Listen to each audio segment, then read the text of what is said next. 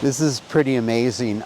2 days ago I was at the ruins of Crown Point on Lake Champlain. Yesterday I was in New Hampshire at the fort at number 4, and today I'm here at Fort Klock, which was built by Johannes Klock in 1750. The neat part about this particular one, it's not a recreation. This is the spot, this is the home, and in the backdrop you can hear the Mohawk River, which I'm looking down at. I'm going to get a private tour by Leslie, who's a curator here, and yeah, I have this dream that at some point I'm going to visit every historic site of the 7-year or the French and Indian Wars, and I was here about a decade ago for a reenactment. 2-foot thick walls. You'd think they wouldn't need a stockade around this, but Johannes, when the American Revolution breaks out, decides, I'm going to further fortify this, so he builds a wooden palisade around this. But there's numerous shooting points or ports, which I'll be showing you, and with 2 thick walls, it was a pretty good place to fortify in the event. During the American Revolution, Johannes joins the local militia, and it was through that entire war period, this area was a very active part of that war, and it was frequently invaded by the British and their native allies. I find it funny that we're not far from Sir William Johnson's Hall, which we're hoped to visit today as well. It's kind of sacred ground if you have a passion for history, and we're going to go there after our Fort Klock visit. And yeah, I'm going to take you on a tour of Fort Klock. Hello in the fort.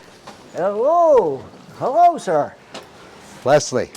Yeah. A pleasure to see you. You too, sir. And I understand you're going to give me a tour. Yes, I would. Yeah, if you care to, I would very much like to. Yeah, I'd just like to introduce Leslie Stewart. President of Fort Klock. Perfect. And Yeah. and so you have Mohawk and Scottish and Palatine German in your blood. So a mixed blood fellow with a fascinating knowledge of the history, particularly of this fort. So hopefully you're going to show me about. Yes, I do. I'm sir. looking forward to welcome. this. This part of the house was built in 1764. Was added on. The main part of the house that you saw when you walked up here, that was built in 1750 by Johannes Klock, and it was built as a fortified homestead. Big thick walls, big thick shutters, and it was built prior to the French and Indian War. And then I understand in 1776 he fortified it again with a palisade wall around it. He did. He did. Actually, he did, which is kind of strange because it doesn't show any remnants of it, which is interesting. Yeah, it is. Yeah. You wouldn't think they'd need the palisade wall with 2-foot thick stone walls. 30-inch walls, thick walls, Yeah. numerous loopholes throughout. And maybe you could show Leslie that we have a loophole here. This is interesting. yeah, this here, they modernized this place back someplace in the late 1800s. And when it was left vacant at 1936, we started lath plaster walls in here. And that door was made into a window. This door was made into a window. And when they were taking the walls down, they found an original loophole plug from 1764. Wow. When they had this kitchen on. Isn't that amazing? I'm holding a wee bit of history here in my hands, aren't I? And these loopholes, they're throughout the walls. I have about 25 to 30. Some were closed up during modernization. Right. Which is quite interesting. On both, like upper and lower. Oh, yes. Yes, sir. Yeah. But, so maybe we could, if we go into the other part, that would be the original homestead. The original homestead. When we go through this door, we're going into... Yeah, we're going to go back, well, we'll go back 14 years. Which 14 years. Oh, the old part of the house. Yeah. Original floor, original beams, original ceiling from 1750. And look at the planks and the floor there, Leslie. Yeah. There's some big ones there. And like I say, that's the front facade of the home, which everybody thinks the door that you came in was the front, but it's not. It was the back door. Yeah. But what's interesting is you feel the edge of this here beam here, it's square. Feel the front of it, bull-nosed. Yeah. And so is that other beam. Both sides of that one is bull-nosed. If I wish history could talk. No kidding. Why? Why is this side square and the rest of them are bull-nosed? I suspect there's a few lead balls in the chinking of the brickwork or the stonework out there. Actually, 1780, October 19th, where they had Stone Arabia. It was going on up here. The militia was going by here. Sergeant Leonard Krause opened that front door, shot and killed a British soldier off his horse. He went out and took his bridle, his saddle, and his water bucket. We all know that's because it's on his military pension plan. Did he keep his sword? No. No. I'd have gone for the sword. Wow. This is fascinating. So it was attacked. It was a battle of Fort Klock, a half a mile down the road here in front of Jacob and George's house, which was the Battle of Klock Field. So. And did, I know in other fortified homesteads when there was turbulent times afoot that they would fort up. Did other families come into this fort in those times? Yes, they did. Actually, we upstairs, the whole bedroom would have been a bedroom. Now we use it for part of a tool room. To house people, yeah. But, Well, it would be a dormitory. If you lived at a wood house next door, you would have come up here for protection. Hopefully your house wasn't burned down when you got home. And probably in some cases you'd be fortified here and watching your homestead burn to the ground. Absolutely, yes. Your livestock being slain. Fascinating. Yeah, so the Indians used to bring their bateaus and their canoes up here. The white people would bring their bateaus up here, and they would trade furs for X amount of stuff. He was a fur trader? Yes, sir. Well, shall we see some other parts? Sure. So this would have been the original kitchen to the homestead before he added that kitchen on over there. And it is original floor, original ceiling, but not the original beams. Yeah, If you look at the floor over there behind that chair, there's a white paint. Somebody built a wall here, made these 2 rooms. Right. And they took the wall down, but these beams were notched. So they found a big barn down up in Stone Arabia and purchased 1 beam to make these 3. Wow. So. Big tree. Oh, it was a big tree. Yes, it was. I notice the birch bark canoe hanging here. My wife and I build birch bark canoes. I have a passion. I'm going to have to study that before I go. Yeah, it was made by the Ojibwe Indians up in Canada. It was for a fur trade reenactment. They made a dozen of those, plus a Voyager canoe. My, a dozen. They left Quebec, Canada. They went through Lake Champlain, down through Lake George, down the Hudson River to New York City as a reenactment fur trade. And they were found in a barn up by Fort Ticonderoga. And the gentleman was paying his rent for him. And Mr. Skip Barshide, the one who restored this place to its entirety now, bought 2 of them for $50 a piece. Wow. So. Wow. You know, I've been in a lot of historic sites, Leslie, a lot of gift shops, but I've never been in a gift shop. Like this is your modern gift shop, but I've never been in one that has this ambiance. Yeah, thank you. And actually, remember we were telling you that he was a fur trader? We do keep some of his furs here. There you go. And we have this guy little here. Yes. What is he? I'm not quite sure. It's an opossum? Oh, opossum. See, we don't have them in Canada. Oh, okay. Yeah, that's why I didn't know that fur. Well, actually, there's a lot of people around here don't know what an opossum is, and they don't know it was a marsupial. Yeah, I knew it's a marsupial. Yeah, in fact, now with the change in our climate and what have you, we are starting to see them in Canada, but they're pretty rare. Then, we got the little muskrat and a red fox, a little wolf, a fisher. Yeah. You have fishers. Oh, yeah, we have fishers. Lots of fishers. And the little minks that Grandma used to wear around her neck. Yeah. Mr. Stinky. Yeah. And we call him Mr. Bandit. The kids love that one, you know. So. Yeah, very nice, Leslie.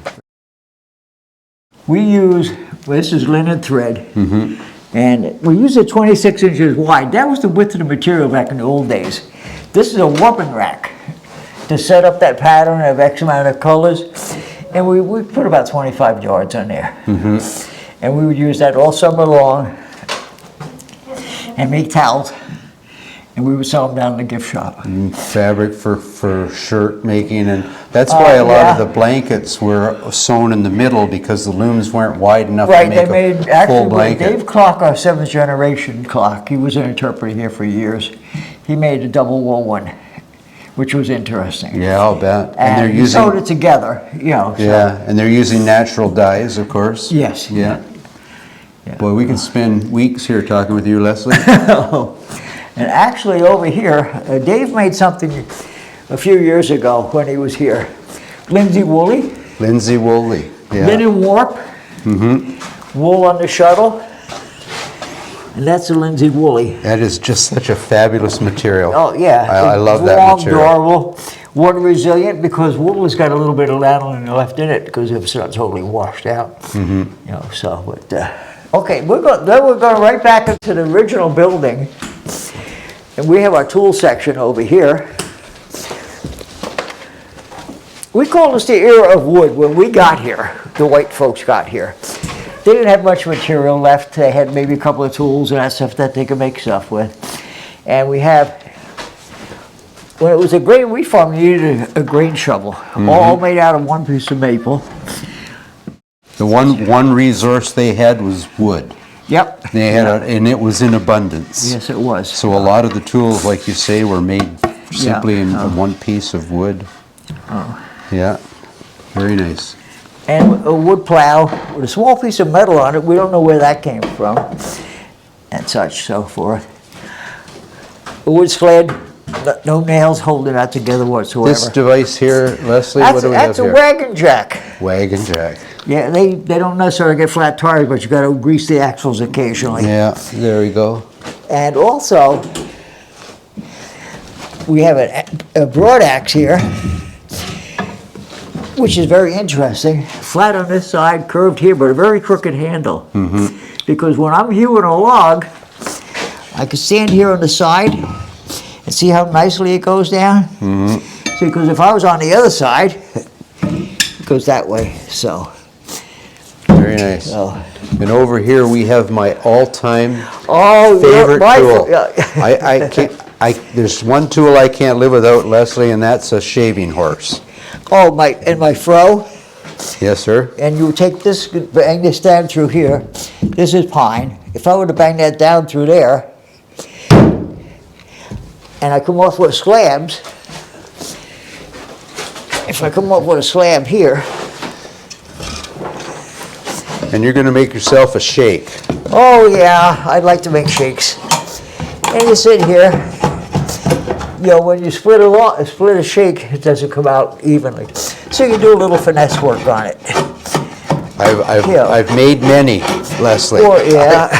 I kind of like the task. Sergeant Leonard Krauss shooting a British soldier off his horse, and he took his bridle, his saddle, and his water bucket. Do you remember what he took? The brass bucket is the bucket that we have off that soldier. Right over here? Yeah, that brass bucket. Let me go over here and look at this. This lower one. Yep, the lower one. The saddle and the bridle was returned to his ancestors. Oh, really? Yeah. Oh. So I'm holding something from, what year did we say? 1780. 1780. Needs a wee bit of a patch. Yes, it does. Oh. Beautiful. I can't pass a beehive oven without examining it, because once we get our fortification done, this will be our next major project, and that's a dandy. Yeah.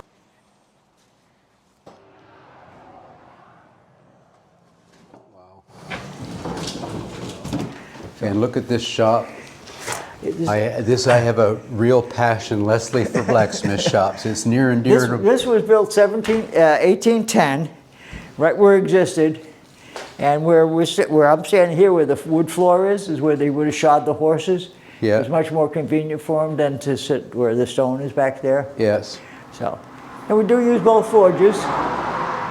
We do have one with a bellows.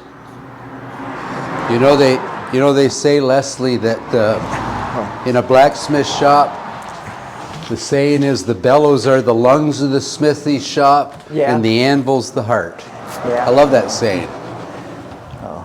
I love that saying. Wow, this is beautiful. Yeah. And we use coal. Yeah. That's all we use in ours is coal. Yeah. Oh. I remember sewing my bellows for my blacksmith shop, and I sewed the leather right on all the wooden pieces, the paddles. I did a lot of blood samples of my fingers.